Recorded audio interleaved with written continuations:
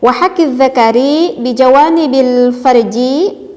Kemudian sang suami bisa menggosok-gosokkan kemaluan suaminya gitu ya ke dinding farji sang istrinya. Wa ghamzil sadiyaini. Kemudian sang suami bisa meremas-remas ke bagian dada sang istrinya, wa nahwi dzalika, ataupun apalah selain dari itu gitu ya. Mimma yuharriku syahwataha, sehingga bisa membangkitkan syahwat kepada sang istrinya. Wa ammal lati fi halil jima'i, adapun ada 3 ketika kita mau melakukan maksudnya ketika melakukan berhubungan intim. Fa awwaluha kaunul jahdi. Pertama-tama itu harus diusahakan dilakukan dengan tenang ataupun dengan pelan-pelan. Biriyadatin fi sumtin wa tarafuqin, dan diusahakan tidak banyak bicara yang tidak perlu. Nah, mungkin referensinya segini dulu ya yang akan saya bacakan. Alhamdulillah wassalatu wassalamu ala Rasulillah. Wassalisatu, untuk bagian yang ketiga, mura'atu waqtil jima'i ay waqtil ilaji. Kita harus menjaga waktu saat kita melakukan berhubungan intim. Caranya adalah bita'widhi, kita membaca dulu ta'awudz, wat tasmiyati, kemudian kita membaca basmalah. Wa hakiz zakari bijawanibil farji. Kemudian sang suami bisa menggosok-gosokkan kemaluan suaminya gitu ya ke dinding farji sang istrinya. Wa ghamzil sadiyaini. Kemudian sang suami bisa meremas-remas ke bagian dada sang istrinya, wa nahwi dzalika, ataupun apalah selain dari itu gitu ya. Mimma yuharriku syahwataha, sehingga bisa membangkitkan syahwat kepada sang istrinya.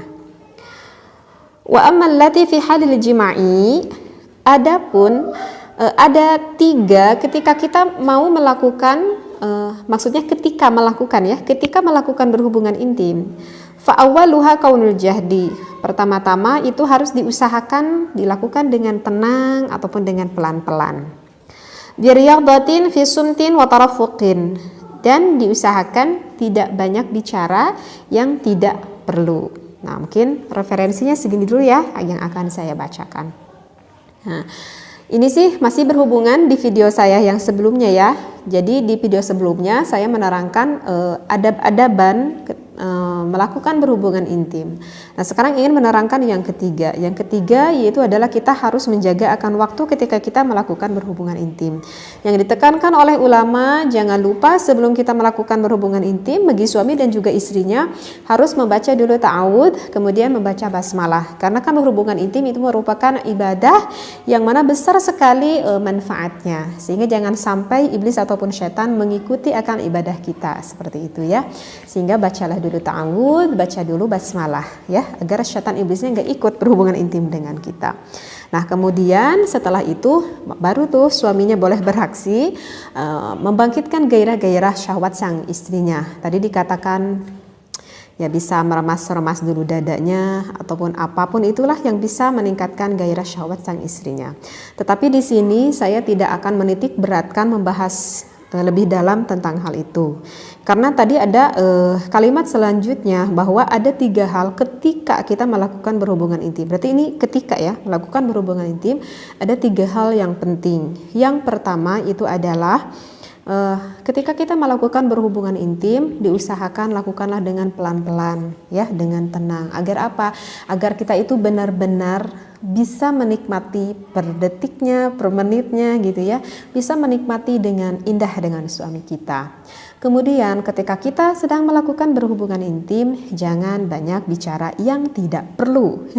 Harus dibawa garis bawahi yang tidak perlu, jangan banyak bicara. Nah, mungkin saya akan lebih memperjelas akan kutipan biriyadatin fi sumtin wa tarafuqin. Jangan banyak bicara itu. Karena kalau bagi wanita itu kesulitan kalau dilarang jangan banyak bicara. Kenapa? Karena wanita itu senang bicara. Kenapa ya? Memang seperti itulah Allah ciptakan wanita itu perharinya beda dengan laki-laki. Kosakata wanita itu akan lebih banyak dibicarakan daripada wanita. Sehingga para suami jika istrinya itu senang bicara, gak perlu dilarang juga. Memang kodratnya wanita itu seperti itu ya. Nah, kenapa kok kodrat wanita itu seperti itu? Karena Allah ciptakan pada kita kan ada otak gitu ya. Nah, ada otak kanan dan juga ada otak kiri. Itu beda antara laki-laki dan juga wanita, itu beda. Nah, di antara otak kanan ke otak itu kan itu nyambung gitu ya. Nah, berhubungan, maksudnya nyambung itu jadi berhubungan. Nah, dihubungkannya itu adalah oleh ada saraf-saraf kecil gitu ya untuk menghubungkan antara otak kanan dengan otak kiri yang dinamakan dengan corpus callosum. Nah, corpus callosum pada laki-laki itu lebih tipis daripada wanita. Sedangkan corpus callosum pada wanita itu lebih tebal daripada laki-laki. Artinya, karena yang laki-laki itu lebih tebal, sehingga laki-laki itu di dalam melakukan suatu hal itu akan lebih cenderung fokus. Itulah laki-laki. Nah, karena lebih tipis juga, laki-laki itu hanya bisa dapat melakukan satu hal dalam satu waktu itu, biasanya hanya dapat melakukan satu hal ataupun satu pekerjaan saja. Ya, berbeda dengan wanita. Kalau wanita di dalam satu waktu bisa melakukan beberapa hal. Nah, itulah kelebihan wanita. Kok saya jadi nyambung ke sini nih nerakanya? Kan ini nanti akan nyambung juga sih ke berhubungan intim gitu ya. Saya terangin dulu dari awal biar paham gitu ya. Nah, saya kasih contoh deh, misalkan gini ya, misalkan laki-laki itu lagi fokus gitu ya, misalkan lagi fokus nonton TV kayak nonton bola gitu ya, ataupun lagi fokus ngebenerin sepeda anaknya gitu, lagi fokus deh ke suatu pekerjaan. Nah, ketika suami itu udah fokus ke suatu pekerjaan, misalkan kita tuh istrinya tuh manggil nih ke suami kita, kadang suami kita panggil itu gak dapat denger. Kenapa gak dapat dengar? Karena memang lagi fokus akan hal yang sedang dia lakukannya itu. Ketika sang istrinya manggil, kok gak denger juga ya suami saya, gak kedengeran kali. Manggil lo yang kedua kali, masih gak kedengeran juga. Kesel tuh kan sang istri, udah manggil yang ketiga kali, nadanya itu semakin keras. Sang istri manggil sang suaminya gitu. Akhirnya terdengar juga oleh sang suaminya sambil menoleh ke istrinya, dan hati sang suaminya berkata, kenapa ya istri saya kalau manggil saya itu gak bisa pelan? Kok nadanya selalu tinggi aja? Nah itu karena itu gak paham ilmunya gitu. Padahal suaminya manggil dengan nada keras udah merasa kesel juga. Kenapa gak noleh-noleh juga? Nah istrinya juga yang gak terlalu paham juga. Nah maka bagi para istri, kalau misalkan sang suami itu lagi fokus ke suatu hal, kalau enggak denger, itu harus dimaklumi, memang benar itu gak dengar. Jadi lebih baik sang istri mendekati sang suami kita, kemudian misalkan menepuk dadanya, menepuk ini gitu ya. Maka nanti suaminya akan menoleh, ada apa? Jadi kan gak akan ada kesalahpahaman antara suami dan juga istrinya kan. Nah, begitu juga istri. Istri itu bisa, atau perempuan itu bisa melakukan beberapa hal dalam satu waktu. Misal nih, istri itu lagi masak.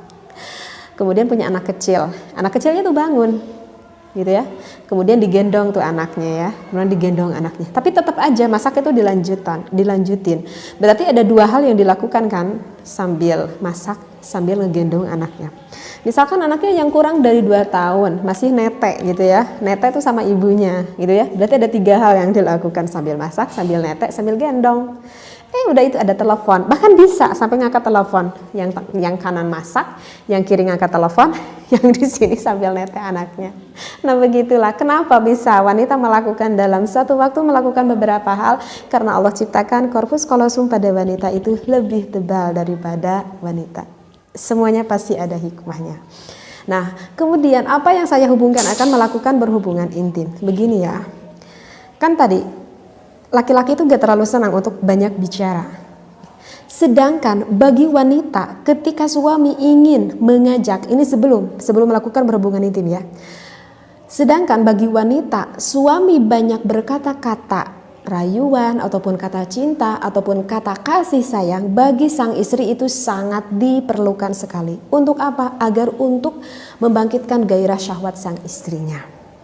Terbalik, sedangkan bagi sang suami itu gak terlalu senang untuk mengeluarkan banyak kata-kata yang gimana gitu ya, karena itu udah fokus mau ke sana gitu. Itu beda banget kan, wanita dan juga laki-laki. Nah, oleh karena itu kita tuh harus paham dulu dari awal, agar apa? Agar tidak timbul kesalahpahaman gitu. Karena kalau misalkan wanita yang gak paham, suami yang gak banyak ngomong, kira-kira berarti suaminya gak terlalu senang atau ya berpikir negatif lah ke suaminya. Nah, maka di sini itu kita itu perlu belajar. Untuk suami, coba belajarlah, walaupun suami itu tahu gak terlalu senang banyak bicara, tetapi setidaknya belajarlah untuk membangkitkan gairah sang istri. Maka suami sebelum melakukan berhubungan intim, belajar untuk banyak berkata-kata, kata-kata cinta, kata-kata rayuan, kata-kata kasih sayang, ataupun kata-kata ngobrol biasa sekira-kira bisa menyamankan sang istri sehingga bisa menggairahkan syahwat sang istri, maka itu adalah hal yang sangat diperlukan. Jadi bagi suami yang sebelumnya nggak paham, coba belajar mulai dari sekarang agar istri kita senang ya, agar gairahnya semakin memuncak. Nah, kalau untuk istri tipsnya apa? Kalau untuk istri tipsnya itu adalah ketika melakukan berhubungan intim, ini lagi berhubungan intimnya, jangan banyak bicara, apalagi bicara yang tidak penting. Apakah boleh mengeluarkan vokal? Itu boleh sekali. Bagi sang istri boleh mengeluarkan vokal, huruf vokal aja, misalkan A gitu ya, atau I gitu ya, atau U ataupun E gitu ya. Paham ya maksudnya di sini kan? Misalkan nih, saya terangin takutnya nggak terlalu paham. Misalkan ketika sang istri melakukan berhubungan intim, kemudian sang istri itu udah mulai udah mulai enak-enaknya gitu ya berhubungan dengan suami. Justru hal ini sangat disenangi oleh suami kita ya. Perlu digarisbawahi, hal ini justru sangat senang sekali didengar oleh suami kita. Misalkan kita mendesah gitu ya, misalkan kita mengucapkan gitu, ucapkan itu gimana aja deh. Karena itu kan mengeluarkan kata-kata itu memang refleks gitu ya, karena memang itu dari kenikmatan yang kita alami seperti itu. Nah, kalau mengeluarkan kata-kata seperti itu nggak apa-apa, justru suami akan merasa senang gitu. Jadi yang tidak diperbolehkan, yang barusan dikutip oleh ulama di sini adalah jangan sampai ketika kita melakukan berhubungan intim mengeluarkan kata-kata yang tidak dianggap penting untuk hubungan itu, seperti itu gitu. Sekali lagi, karena korpus kolosum pada laki-laki itu lebih tipis sehingga laki-laki itu lebih fokus dan tidak terlalu senang banyak berkata, sedangkan korpus kolosum pada wanita itu adalah lebih tebal sehingga wanita bisa melakukan beberapa hal di dalam satu waktu. Nah, kemudian gini nih, karena laki-laki itu fokus gitu ya, fokus apa yang ada di hadapannya. Misalkan ada suami yang mempunyai istri 2, istri 3 gitu ya. Nah, ketika suami sedang berhubungan dengan istri yang ke-1, istri yang ke-1 itu jangan cemburu, jangan-jangan sedang melakukan berhubungan dengan kita, misalkan lagi membayangin berhubungan dengan istri yang kedua. Nggak perlu cemburu seperti itu ya, karena laki-laki itu fokus. Jadi ketika sang suami sedang berhubungan dengan wanita yang ke-1, jangan berpikir dia sedang membayangkan wanita yang istri yang satunya lagi, karena itu sedang fokus. Jadi kalau udah ada di depannya, ya udah, laki-laki itu akan fokus ke depan gitu ya. Apa yang ada di depan matanya gitu. Nah, seperti itu. Jadi untuk para wanita yang suaminya punya beberapa istri gitu ya, jadi nggak perlu cemburu akan istri yang kedua dan istri yang ketiga, karena laki-laki itu akan lebih cenderung fokus apa hal yang sedang dia lakukannya. Begitu ya, mudah-mudahan apa yang saya sampaikan ini bisa diambil hikmahnya, bisa diambil manfaatnya. Wallahu a'lam, wabillahi taufiq wal hidayah. Wassalamualaikum warahmatullahi wabarakatuh.